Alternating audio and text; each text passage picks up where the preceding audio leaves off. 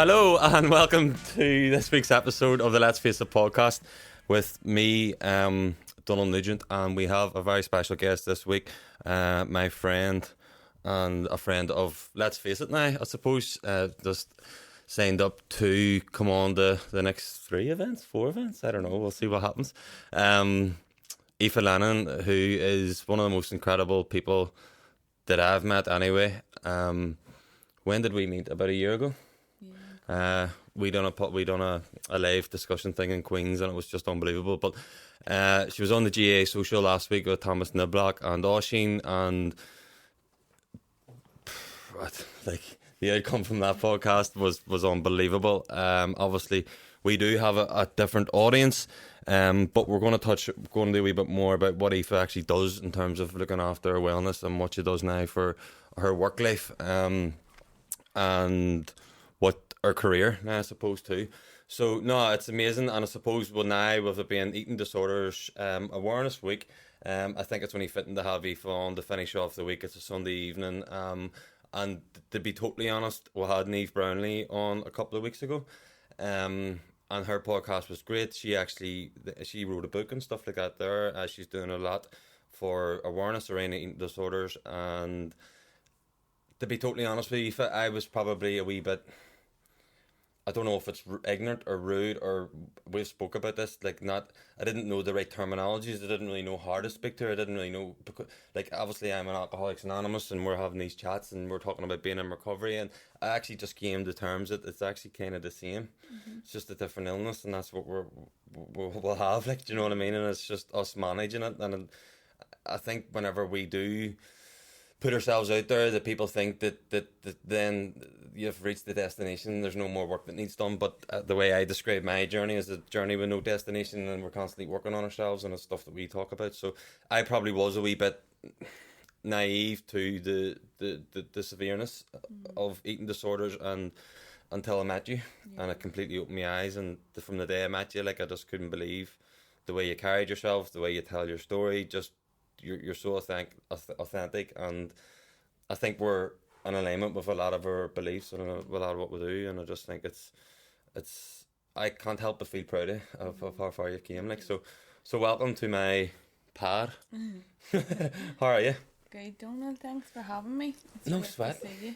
Yeah, you too. And basically for those who don't know you, obviously this week you've been about an awful lot. I know it's a wee bit overwhelming and stuff like that, but it's important. Aoife, the stuff that you're doing is important, and there's a lot of young girls and boys, but more so girls out there who are suffering, and they're afraid to speak out, and I think it's incredible what you are doing. But even for the listeners who don't know anything about you, tell us a wee bit more about you and who you come from and where you come from and where the twang comes from. Well, I'm originally from Armagh, and a lot of people probably know me. I play a sport. Currently playing for Armagh. And I've played at an international level with Northern Ireland. And I suppose, like you say, I don't like getting into all of that. Who are you? Because I think, I'm just finding out who I am, and I'm on that journey and that pathway, and I think it's very important when you say it at the start there. It's Eating Disorder Awareness Week, because it's about being aware, and it's bringing awareness around all of these issues and things that are going on in people's lives that perhaps we have no idea. And it's about making that open space for people to just say, do you know what, I need some help, and that they're not doing it alone.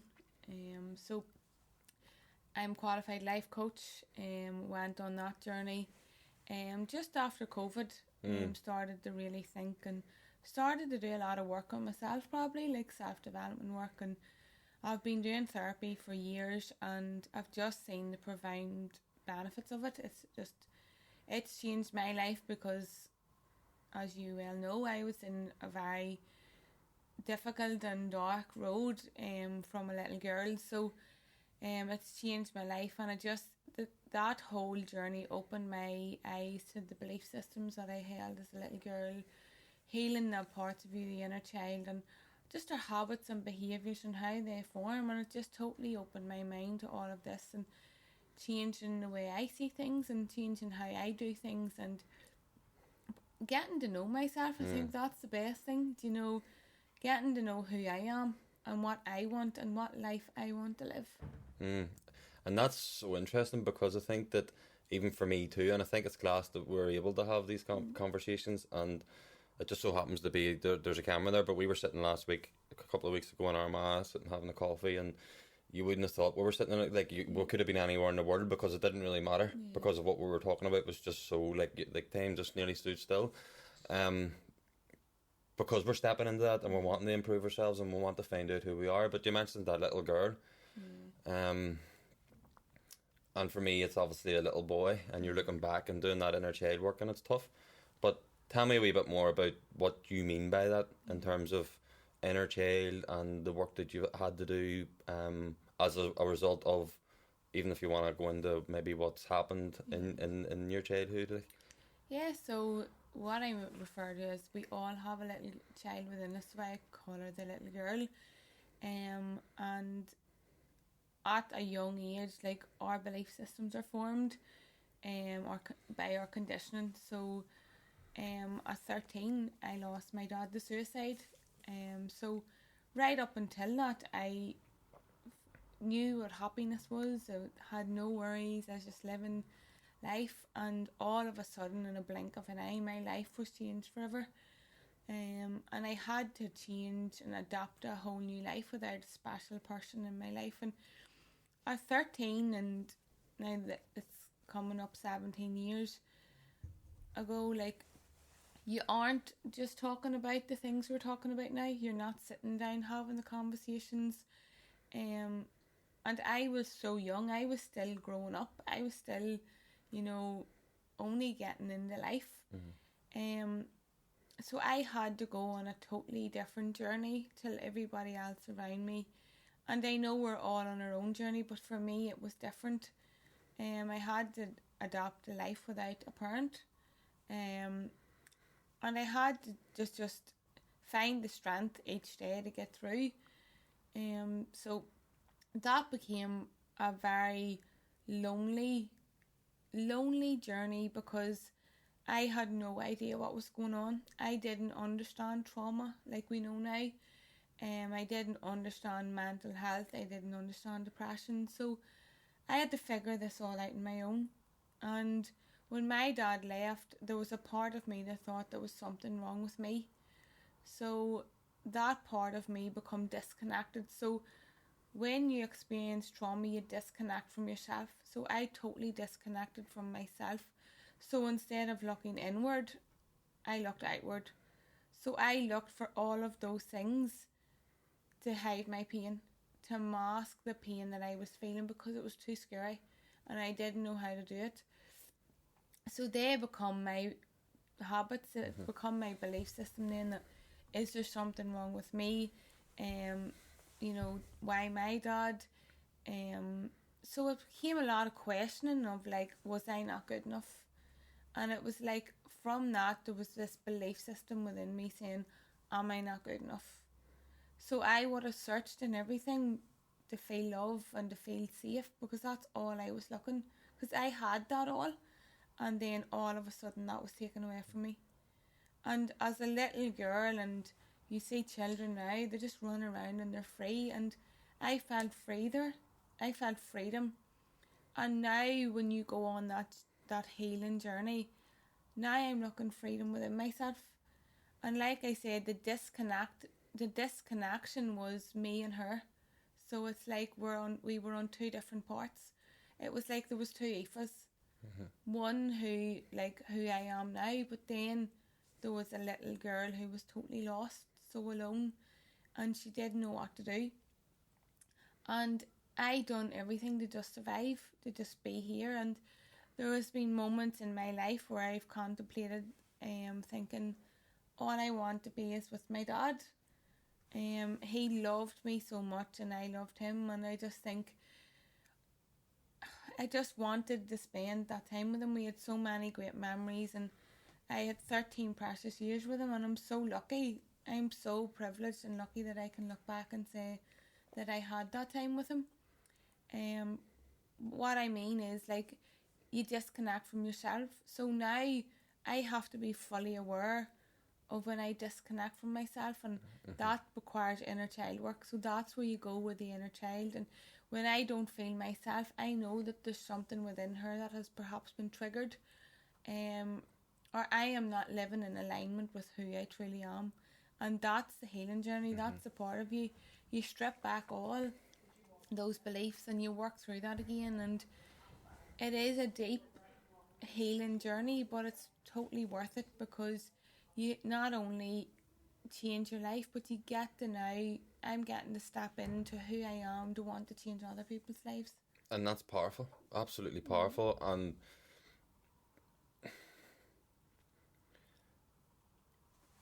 the best way I could describe even that sort of double life, sort of escapism, as in, I hate to say escape from reality, because that shouldn't be our reality in a way, but it's the cards we were dealt with, and we use certain things to escape that, in terms of we didn't want to, without even realizing, as a teenagers growing up, in terms, like, and you very much like me use sport.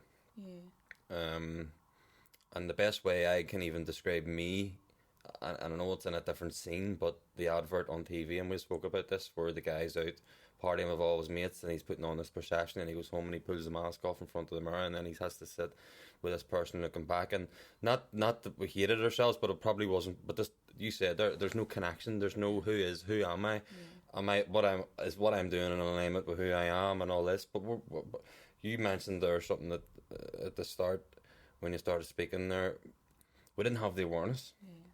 We didn't have the awareness for this. Or we didn't have the tools to cope with the pain and to work through it. Where now life is different. It's becoming more open, that you can, there's a pathway now that we're talking about trauma, we're talking about all these things, but we were just children in pain, and trauma is like a wound within you, and it becomes a disconnection. So when you are a wounded child, you look for all of those things that you just want to stay safe. My needs weren't being met, so I had to do to survive. It's like a survival. So I had to survive in some way. So I used sport. I had sport to go to cling on to stay safe, to feel good enough, because that was something that I enjoyed. It was something I felt good at. Was there maybe like a sense of freedom in that? It was like, there was moments when I'd be going on the pitch, and it was like, after, when I was lifting my bag to go in the car, it was like, can't believe I have to do another day of this tomorrow. Do you know? And the big cloud comes back again. You get that sense of freedom and peace for like an hour or two, and then you, until you start to deal with it, you'll just be constantly reminded. And what I was doing is, and like, you have to look back with compassion and love, because we done the best we could with what we knew. But what was happening was, I was suppressing the emotions instead of feeling the emotions. So then you become so disconnected from your body. And that's why it's so hard for people to sit in their body, because trauma not only affects the mind, but affects the body, because the mind and body are connected. And when you're so disconnected from all of that, then you're running away. I was running outside my body. I was using my body nearly, sometimes I look as self-harm, because I was just putting it through so much pain, but thinking it was healthy and thinking it was a good way to go about. But then when I started to deal with the emotions and deal with how was I actually feeling, that there becomes a shift in your body. Your whole vibration, everything within your body shifts, because you're starting to let go of the emotion and you're no longer holding on to it. So I was holding on to fear. I become fearful all the time. I was so scared. I was just that frightened little girl, as we talked about, that wee inner child within me was just so scared and frightened. And it was like, is this going to happen again? What is life? Like, life's scary. But that's not the way we should be living. And then see, even growing up, and you're becoming more and more successful in terms of sport, in both Gaelic football and soccer.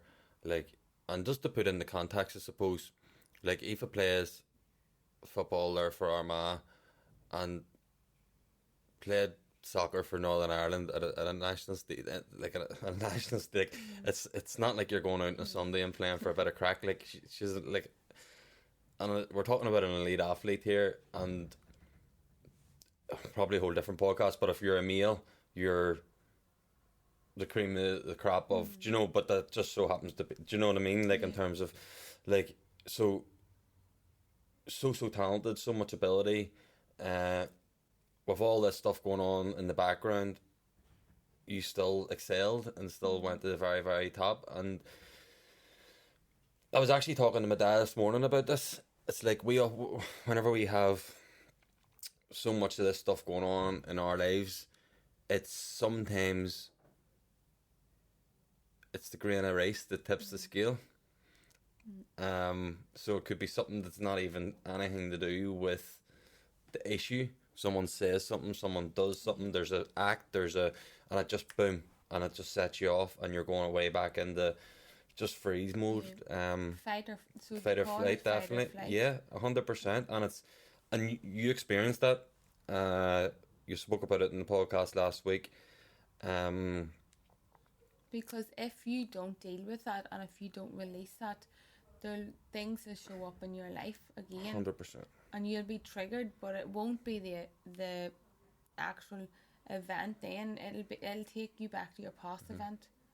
So that's why it stems in the body, it stores in the body. So it's vitally important that when emotions come up now, that we be still, that we are able to sit with our emotions and slow down. I think when I started to actually slow down, and I talked about this before, that the only time I slowed down was when I was in New Zealand. Before that, I was constantly training, constantly just running away or masking. That everything was great, but inside I just didn't know how to cope with what was going on. And when I started to go to psychology and learn about grief and learn about all these things, then I started to understand it. But I just think when you go on this journey, or you go on this, you just become so much, very much now. I find compassion for myself, and I'm making peace and forgiving that little girl, because it wasn't easy for her, and forgiving her for all the things she did just to survive. And you have to give yourself credit that you done the best you could with what you knew and what you had. But I just think it's vitally important that our message is clear now, in the sense of the more you slow down, the more you can hear what's going on inside of you. Because healing is not an external journey, it's an internal. And the opposite of depression is suppression. So depression to me really is suppressing unresolved traumas, unresolved emotions that we're not dealing with. So it's getting to the way, rather than there's a bunch of tablets, go take them, you're away. So when I started to deal with the root cause and get to the bottom of why I was feeling the way I was, and started to work from there and go a level deeper and a layer deeper, and then I become like I was shifting massive things in my life. I started to get those tiny parts of me, and it was like the jigsaw. I started to build me up again. I started to put pieces together of, this is who I am, that's not who I am. And I started to then see my old habits and beliefs, and I still have them. Like, they're not gone. I'm just become more aware that, okay, she's alive, or she's triggered, or, you know, like, I'm getting caught in old behaviours and habits. And I think that this journey is about creating a lot of awareness, because when you're aware of what's going on, you can make better choices around it, and then that's when the change really happens. So once you make that better choice, then the change just becomes so natural, and it just evolves itself. And the universe has got your back. It's taking care of things when you step forward. So when you talked about the journey, it takes a single step to get on that journey. And once you take that step, it's all those small wins, like I talk about, the tiny little things each day, or what get you to where you want to be. It's not this whole big transformation overnight. It's sometimes it's sitting back and just accepting, you know what, I do need a bit of help. Yeah. And I'm willing to take it. And someone said this to me the other week about, they're like, Donald, we're all running around circles to stand still. I think I said that to you, I never met you. And I was like, it's so true. But as we mentioned there about the eating disorders, it's Eating Disorders Awareness Week. So this trauma happened at 13. You're growing up, that no connection, obviously very successful within sport. Talk to me a wee bit more about before this sort of new journey started. So my escapism, my was addiction, alcohol, cocaine. Yours obviously then turned into, go ahead. Yeah, so I think like trauma and addictions are very much that's just a connection, you know. Everybody, but nearly every mental illness comes from as some something. sort of trauma. Yeah. And when you talk about trauma, for me, there's wee trauma and there's big trauma. You know, they call it wee T and big T. Mm-hmm. But for me, my trauma was losing somebody. Mm-hmm. But somebody else's trauma can simply be a comment, or some sort of need not being met, that we don't actually realise that not meeting the needs of children, or not our needs not being met when we were children, can have a profound impact on our life in later years. And I talk about this a lot, about people becoming a product of their environment. I nearly talk about it every week in this podcast. 'Cause that's where we learn our behaviours. Yeah. That's where our behaviours are learned when we're growing up. When they say between 0 and 7, that's when you form all of your beliefs and your behaviours. So from, I suppose, like you said, I had sport as a coping mechanism. I become probably addicted to just like what I was talking about. So I was eating disorder in the sense of, it's just another form of addiction. Okay. It's another form of, so if yours was drink, when mine was exercise and food, Image. you know, an image. A lot of mine was image and had to look a certain way, do a certain thing. So it becomes a perfectionism. Mm-hmm. It becomes like you want to be perfect. Everything wants to be perfect, and that again is back to the trauma. You know, that like, this will keep me safe. Well, if I have this, I'll be good enough. If I win the trophy, I'll be good enough. Validation Yeah. from people. Yes, seeking validation, approval. You know, attention, approval. Because when I got approval and attention from my dad, and I'm not saying I didn't get it afterwards, but I was like, as a wee girl, my beliefs changed then, because I was like, well, does nobody love me then? You know, love was lost for me then, because that's what it become for me. Because all I had was love from my family and my dad and everyone, and I still have that love. Of course, everybody loves, and my family adore me. But with my dad, when he left, I just felt lost, and that's the best way I can describe myself. Was a lost, lonely little girl. And until I started to see what depression was and read, like I read that article, as I said, of a GAA player speaking about depression, then alarm bells started to ring. I knew I just wasn't myself, but I had to start to go into, well, what is this? What's going on inside of me? Like, is something wrong with me? And I would have always said, is there something wrong with me?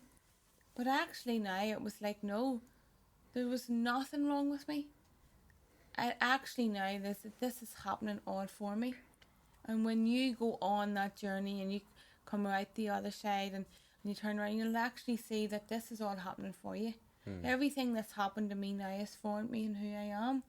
And without my past, I look back on my past now and it's just my greatest teacher.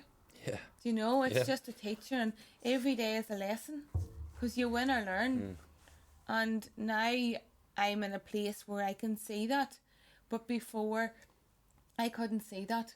I was just gripping on to anything just to feel safe in the world, just to feel loved, and thought all these things would make me happy, and forgot all these things. And so when I was playing with Northern Ireland and I was playing for Newry and I was successful, and I was still really crumbling inside. I was finding it still hard to cope with life. Life without my dad, life with this burden all the time, like this heaviness in my heart, and there was no real sense of ease.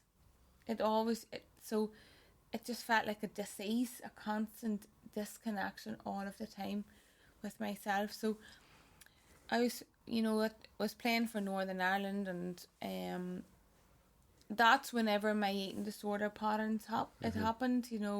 A comment was passed to me by my manager, but as I explained, it brings me back, because that comment stemmed, like we said there, just triggered that 13-year-old girl who all these years of so basically processing. what it had triggered was my belief system of I didn't feel good enough. So from that then I searched and thinking, oh my God, if I lose weight I'll be good enough, and if I lose weight I'll be fitter, and this is the story. So it's the stories we make up in our own heads. So then I went on that pathway of losing weight and just getting caught in it. What did he say to you? He said, you're so far off the pace, that's why you're not an international. And like, there's no elements of that word that ever called me fat or you know you're not good enough or anything. It was the way I perceived it. So it was where I was at in my life. It was nothing to do with those words. But words have a profound impact, and like I said, when we're younger, a word can just change somebody's life forever, because when they grow up or they get older and they come across a difficult situation in their life, it may stem back to that time. So for me then, I started to get addicted to being thin, healthy eating, and this element, because I was living in fear. Everything was fearful, afraid of putting on weight, afraid of how I'd look, afraid of what people thought of me. There was a constant element of that. So went on this journey. I moved to university on my own, completely restricted my eating, but immensely increased my training. I started to research all these diets. Thought if I done this diet, I'll be happy. If I look this way, I'll be happy. But I had all those things. I had the body. I had all the clean food. I had everything at my feet. But inside, I was not happy. I wasn't Aoife. I was wearing a mask because I couldn't be my true self. I was too afraid to just let people know how I felt. And I was too scared to think, what would people think of me? Yeah, because back to the point about thinking, if you're in that environment, and I'm only speaking for me here, and just because there's a lot of similarities between our feelings. A lot of the emotions will be the same, especially when we would go into addictions. It's always just covering up pain. So now, instead of the addictions, it's like, why the pain? So, and for me, it was too painful to go to that place. So it was too painful to go to that deep-rooted cause or start to deal with my dad, and because I just wasn't in the place at 13. Of course. Yeah, like we didn't have as a family or people around us. Like, we were all grieving, we were all traumatized, we were all devastated. So we done the best we could. And that was just part of the journey. That was what I had to do to get to where I am now. If I did it a different way, would I be in this position? No, I don't know. But yeah, it's now for people. For me, it was like, if I sit in that pain, what's going to happen? But whenever I went and sat in that pain, it became then that I released it. I let it go. I healed parts of me that were broken. And what I really would describe it is, it was it felt like just a massive hole in my soul. It felt like total heartbreak all of the time. I just felt like I was walking around in heartbreak after I lost my dad. And like then, because I did do all those things, and perhaps the eating disorder, the addictions, and like it's a perhaps harm, like it's like was like self-harming myself through like underweight, undereating, like constantly burnout. I got myself into burnout. I would go for months and then crash for 2 weeks because I was just running constantly, fight or flight, just running constantly and thinking, if I keep training and if I keep doing this, so it's going to fix things, everything's going to be better. Yeah. But even when I won all those things, I was still looking for the next thing. Because I'll be happy when. Yeah. And I think we do live in a world, not like take away trauma, take away everything we've just spoke about. And like it's a society thing. I think it's a problem in society where it's like, and I've talked about this before too. It's like I'll be happy when I lose a stone. Yeah. I'm speaking for me here because that's the way I'm. I'll be happy when maybe someone gets a job promotion or gets a new car or gets in their relationship. Again, and then you get there and you're they're like, just attachments. and then You but know, why they're can't just a part of our life. And I think happiness now is what you define it. For me, like my definition of happiness is totally different than 10 years ago. I used to think happiness was in all these materialistic things, and if you have all these things and you strive for all these things and trophies and all of this thing, you'll be happy. But happiness for me now is the simple things in life. Yeah. Do you know? The water. The water, time in nature, connection with family, spending time with my little niece and nephew. Like, they make me smile. A good cup of coffee with a friend, a chat, you know, open-minded conversations. Like, they're simple. Most often cost us very little, but we get so caught up in society and we get so caught up in this trap that I'll be happy when. And when you start to look outside yourself and an external thing becomes your happiness, then that's when you have to sort of ask some questions. Yeah. Reassess the situation. Reassess that if you're clinging on to things to make you happy, then they own you.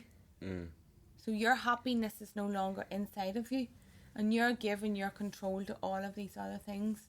I'm in control of my happiness. I do what makes me happy. Yeah. Not what the world makes. Yeah. And I think that's so important for people, because you need to find your own happiness. And that may be in something materialistic, something, but for me it's different. Yeah. And I think that only happens through healing, Aoife. Like, to get to where we're sitting and we're able to sit and have this conversation and have the awareness and be like, yeah, this is where my happiness lies. This is where, like, that I don't need to rely on X, Y, or Z to fulfill me. But I think, though, also is because we have done all those old behaviours and all those old habits, and where you're sitting now is they didn't work. Yeah. They didn't make me happy. Yeah. It actually caused me pain on pain, as I would call it. So I already was in pain, but then I added pain to that. Yeah. So now I sit in a position to say, well, these things didn't work. They've got me to here my now. They were my tools in survival then. But now I have a new locker. Now I have new tools that make me feel connected, that align with me, that make me authentic, that are who I am. And when I do those things, then I can just be Aoife. Yeah. But when I'm not doing those things, then the old habits creep in. Yeah. So it's constantly checking in with where you're at, how you're feeling, what am I doing? And I love this definition of what are you thinking, what are you feeling? Because our thoughts and feeling are connected. So they then internalise what your behaviour is. So if I, for example, think I'm fat or I'm not good enough, well, I'm going to indicate that then I'll not eat food, or I'll train extra and do all these things to lose weight, thinking it's going to make me good enough. But that's not how it works, you know. We're already good enough. we're born into this world good enough. It's just what we learn along the way as we grow up. But as you go on that healing journey, you start to unlearn all those behaviours. Programs. You start to learn those unconscious programs and all those beliefs and behaviours. You change. You step into who you are and you take control back. Class. And let's talk a bit more about the journey of healing and the journey that we're on now in terms of what we're trying to achieve. Obviously, just to go back a tiny bit, you went away. So I'll go a wee bit into probably the eating disorder because it is a and then we'll go into the journey topic, of recovery. Because it is becoming that it's so scary that people don't understand. So when I was in New Zealand, I was diagnosed with anorexia and I wasn't playing football. Explain that process, Aoife. How did you become diagnosed with anorexia? So I stopped playing football and decided to go travelling. I just took a break. Like, I didn't stop, but I knew I was so burnt out. I knew something had to change. So I decided to go to New Zealand on a one-way ticket. And when I got to New Zealand, and I didn't have all those things to run from, no football at my feet, no family or friends, just me, with my little backpack and standing in New Zealand, I started to be questioning, who am I? What is my life about and who am I? And what is this? Like, what's going on? Like, who am I without all these things? And a lot of my emotions and suppressed feelings, they came to a head because I slowed down. I was on my own. I got time to think of what's going on. Where am I going with all of this? And what is my life really? What direction is it going in here? So because I wasn't playing football and I was so burnt out and no energy, I was just walking a lot in nature, and I have a profound connection with nature. And I started to wake up every day and think, I'm putting on weight. I'm not training. I'm not putting on weight. And slowly over time, so people in New Zealand would have just seen me they would have just knew me as how they seen me. Slowly over time, I just noticed that I was like not eating as often. And eating smaller portions. I felt a lot of anxiety, a lot of fear. In work, I felt constantly like things that it would take me no problem to do, I couldn't do them. I was a lot of brain fog. I was questioning a lot of myself and doubting myself a lot. Just didn't trust myself. So I went to Queenstown and done the bungee jump, and when you get the bungee jump you get weighed. So I got weighed and I was 53 kilograms, and before I went I would have been about 66. So in the space of a couple of months, that's nearly over 12, that's 2 stone. Yeah. So probably would have lost around 2 stone. And I didn't believe the woman, so that's probably a bit of denial there. You know, that I asked her to actually weigh me again. So I got weighed again, and I done the bungee jump. And after that, in the evenings, I'd just be exhausted, so tired. So when I came back from Queenstown, I went to the Gaelic Society. The Celtic team over in New Zealand, it was like an Irish GAA team. One Saturday morning for training, just to meet people, and it wasn't there to play football.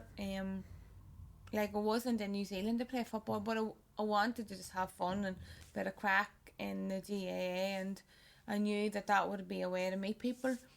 So I went to training that Saturday morning, no energy, completely like ego coming in because I was not the player that I used to be. And I just completely wanted to faint nearly, and I went completely white one time for like a minute and couldn't see anything. And I came home and just lay in the bed, like just collapsed onto the bed, and I was like, something's not right. So I rang home and just then I just told them how I was feeling, and I went to the doctor then on the Monday and explained all of my symptoms, all of how I was feeling, and he just explained that the only thing he could tell me was that sadly that he was diagnosing me with anorexia.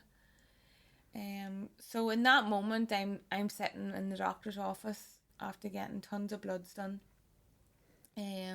on my own, just accepting this news, and I think that was half of my journey, because that was the beginning of a lot of my journey, because I accepted that I needed help. I accepted that I was doing wrong, and that everything that I was doing had led to that. So what I thought was right was actually I had finally gotten some sort of clarity of what was going on. What's the feelings like? I don't know. It's so hard to describe, but I was overwhelmed in the sense of relief. Yeah. I was completely relieved that I'd found an answer. Like, I got probably an answer that something was wrong. But I was so sad and I was so upset on my own. And I was just like, have I done this to me? And again, I was just like, I had to accept it. But I also knew that the journey wasn't going to be easy. But in my mind, I thought, I'll just go home for a couple of months, I'll get better, and I'll fly back out to New Zealand. I haven't been back to New Zealand yet, because I'm still on that journey. And that's 5 years later. And when I got home, and I think the transition is that you accept it, yes, but it becomes then a lot of work. So from that, I had to accept parts of me again. I had to accept that part of me was going to put on weight. Part of me was going to have to try food again, like the likes of the food that I took out, like rice, potatoes, pasta, all of those things that I'd eliminated. So I had eliminated a lot of foods, and it would have just been down to about 15, 20 foods, like superfoods, so they would call them, real clean, healthy foods. And I had to accept on my healing journey that I was going to have to be in positions that I had to step into again to realise that I was going to put on weight. I was going to be challenged, I guess, in eating those foods again. And not that I was going to eat them all of the time, but it was to release that fear, because food become fearful for me. Yeah. See, during that acceptance part, you're saying there you had to accept, just for people who are finding it hard to accept. Yeah. And I can speak in my experience, during that acceptance for me was nearly like there was a glimmer of something Hope. that I did. So I think it's a light. Okay. It's like a light bulb. So you had that? Hope. It was like, like a relief and hope. Yeah. You know, to say, okay, like, I've accepted this and I'm halfway there. I thought, okay, by accepting this, I'm already halfway there. Yeah. Because that's the most important thing. Yeah. When you accept that you need help, or then the door's open. You know, then it becomes that the journey unfolds with you. And you start to get the help that you really need. So I think that was for me, that there was light at the end of the tunnel. There was hope in despair, in that despair that I was in, that I'm going to get through this. It's not going to be easy. It's certainly not easy. But one step at a time, I'm going to get through this. And when I say about small wins back then for me was a food diary a week. And bread was so scary for me. And if I made bread, I would have made a slice of bread my goal that week. And if I achieved that, nothing else mattered. Because that's just where I was at. And that's okay. And that was just okay for me, because I was so scared of everything else. But then it become, okay, I ate the bread and realised, actually, this is not really harming me, and this is not putting on weight, and I don't have to eat this anymore. But I got comfortable 3 or 4 weeks later till I built it up to say, oh my God, I'm strong enough to have a sandwich. I'm strong enough to be able to say, do you know what? I can do this. It's okay. Yeah. And it was more breaking down them barriers that it wasn't. So if somebody asked me to go for a sandwich, I didn't completely shut down and go into that, no, I can't have that mentality. It was, if I wanted it, I could have it. So it was just constantly breaking and overcoming those wee hurdles and now those barriers that I had put up, because I'd caged myself up because I just thought all these foods aren't healthy and like they're hell, not really. good for me. Yeah. And that's a massive part there, just for people who, that acceptance part. And I have this thing where it's like, and we've touched on both of them, it's the awareness, the acceptance, and then action. Yeah. So we need to be aware, to be able to accept, and to be able to take the action. We'll have to accept for who we really are and what's going forward. Nothing happens without action. 100%. So my action then was just to get home. Yep. So when I get home, then the next step came, and then the next step followed. And what was the next step after you come home? So I went to the doctor, and it was an emergency then on to the eating disorder clinic, and then I started to just go on that journey of doing a food diary, going down there every week, just talking about things. But I had been doing therapy and healing work from the trauma of my dad, so outside of that 1 hour I was still doing the trauma work, I was still doing the inner healing work. And the more and more that I've got to know myself now and got to know like why I do this, why I use food to keep me safe, or why it has to be so healthy, and I've noticed my triggers now, especially when I'm exhausted and tired. That wee voice in my head will come in, and that'll stem. But I've also realised that my eating disorder and anorexia wasn't so much to do with food and all those things. It was, like I said, that hole in my soul. It was purpose, it was passion, it was what do I have purpose in my life? What is my purpose? What is my passion? And I think the more I understand now, it can be anorexia of the soul. So it can be that hole in your soul that's not being fulfilled, or not being, that you're not looking after, or the relationship with yourself, most importantly. The biggest one anyone So, has. yeah. And if we don't have a healthy relationship with ourselves, we won't have a healthy relationship with anything. So for me, it's been a journey of acceptance, forgiveness, but loving myself, loving that little girl inside me. And it's me and her, because I can't go on this journey without her. She's my best friend, because I couldn't be there for her. But I'm older now, and I know better, so I can look after her now. And she needs me more than ever now. And I promised myself that when I went on this healing journey, that the most important thing in my life was to heal myself, to heal my life.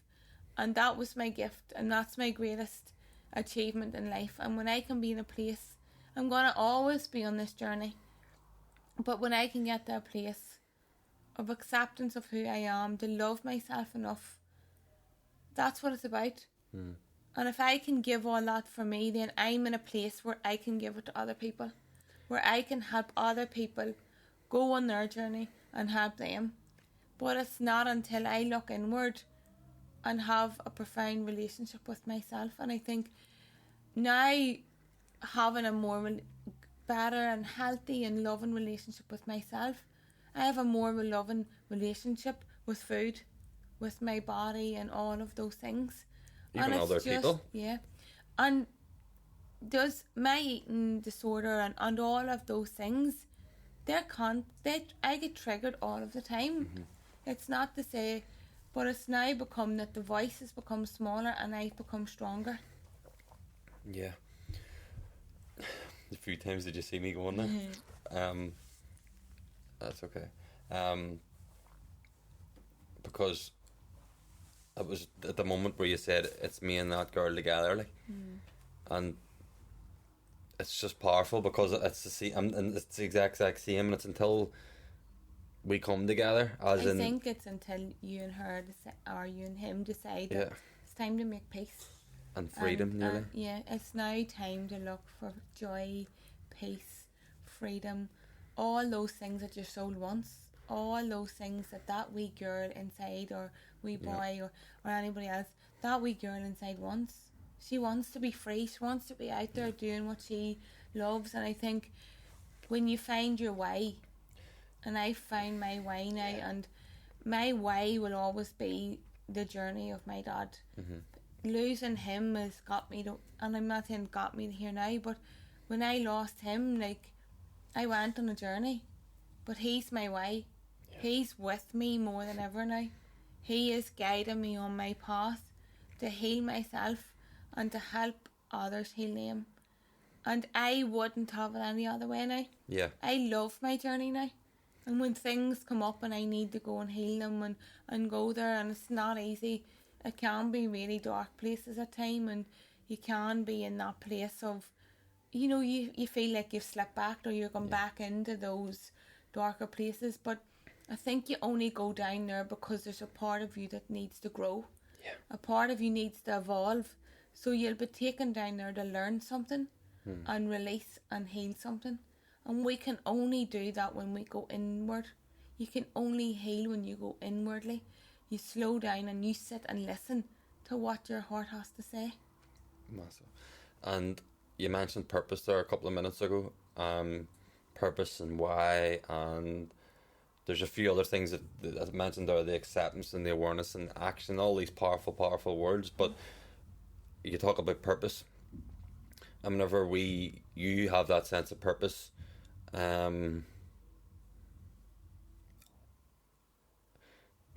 like, left rehab 4 years ago, and I'm probably only in the last year actually doing something that is in alignment with my purpose, as in this and what I do every day. And whenever they're in alignment, then there's a sense of freedom and a sense of belonging and a sense of being in yourself and a sense of loving yourself. Yeah. I think you become true to yourself. How did you go about finding your purpose? What is your purpose? Yeah, I think going on the journey. That journey. Going on the journey to realise that I needed help. And working through all of my trauma and realising that this story of mine and this journey of mine is my purpose now. Yeah. It's happened for me. For the next person? For the next person. To put me on this pathway. So I had to do all of that. I had to go back and heal all those parts of me so I could find purpose and meaning in life. And I think that's what it's about. Yeah. I'm a girl and a woman in search of meaning. I was in search of meaning of life and purpose, and my purpose now is to help other people. My purpose now is to help people find their pathway and journey and to guide them on it. So as a life coach, I will guide people on a journey to meet goals, ambitions, but strip away belief systems, fears that may be holding them back from being who they truly are, and finding their own potential and reaching that and finding their purpose in life. Because sometimes, and a lot of people are doing things just for the sake of doing them, or to suit other people's needs, to suit other people's. But mine is now to be in alignment with who I am, to live an authentic life, to live a life that's true to me, and to live a life that's real and honest and open and vulnerable. To be vulnerable and to just be myself. And we all have a story. And the moment you own that story, and the moment you take your power back and take control back of your life, that's when it opens up. And I find purpose and meaning because I've connected to me. And I've connected to that higher power. And I've just found this sense of peace and contentment and love with from my dad, and I feel him more than ever. Yeah. And I think I find purpose now because I know he's taking care of it. He's taking care of me, and he's opening doors and guiding me on my path. And I think that's what it is. I'm on, like, I call it my spiritual journey back home, because home to me is home to my heart, and my heart is inward. And when I'm at home with myself, it's when you feel at home. You think of when you're at home, you feel safe, you feel connected, you feel loved. And that's the things that I want to feel inside of myself. And that's why this is my journey back home, because I'm going to feel those more and more every time I step into this. And that's powerful. Even, and I just showed, and I sent you in that voice note last week about that. You can't speak the way you're speaking, Aoife, without doing the work. It's impossible. It's impossible to even like you are that person. You are vulnerable, and you are loving, and you're everything that you're just because it is I brilliant. Understand that I'm so grateful and so honoured and privileged, probably, and proud of myself that I've got here. Yeah. And how important is that to be proud of yourself, in terms of, even there is some people like. I your wouldn't first have said was, that 3 years ago, no. or not 3 years ago. Or even to say that you know, love yourself, even for me as a male to say that. And I'm still, like, I still have to go to the mirror every day and look at myself and say I love myself. I still have to do my affirmations, constantly checking in those. And there'll be days when your ego will creep in and say, no, don't bother doing them. Because that's the old self. That old self will creep in and say, don't bother doing them. Because that doesn't want you to move forward, because that's fear. Yeah. The voice and ego is all fear. Wants to hold you back. But the real me wants to go to the mirror, wants to love myself. But it's so important for me because I know what it was like to be in darkness. I knew what it was like to be in all of those dark times. And I'm so lucky to be here now that I want to support somebody who may be in that position. And to let them know that there's light out there, there's hope. And it's to shine your light now. To let your light shine as bright as you can. For yourself, most importantly, for others also. And it's nice. The process, and it's nearly back to what we talked about be happy when, or happy if, or happy whatever. What about just being happy now? In the process of it, and the ups and downs, and the mistakes that we make. Just being happy now. Yeah. Just being happy with the next step. Yeah. And that's not trying to figure everything out either. I let go now and surrender. I try to just surrender, because a part of me always just wanted to be in control. And control is ego. Yeah. Now when I step into that spirituality and that side of me, that connection to the higher power, and some people call it God, and some people call it the universe, and I believe it's my dad, it's God and my dad guiding me. And when I connect into that, that's when I feel most alive. That's when I feel happy. Because that's when I know that everything's taken care of, and that all I have to do is sometimes just take the next step, just keep following the guidance, and all will be unfolded. And surround ourselves with the right people. And it's important to be around the people that lift your soul, that make you happy, that allow you to be yourself, where you can be vulnerable, where you can be open. Powerful. That's so important. It's probably one of the most important aspects of it. And you learn that on your journey. Yeah. You know, of course. That will all be a part of the journey. Some people will be in your life for a certain period of time, and that's life, that's change, that's you growing, that's evolving.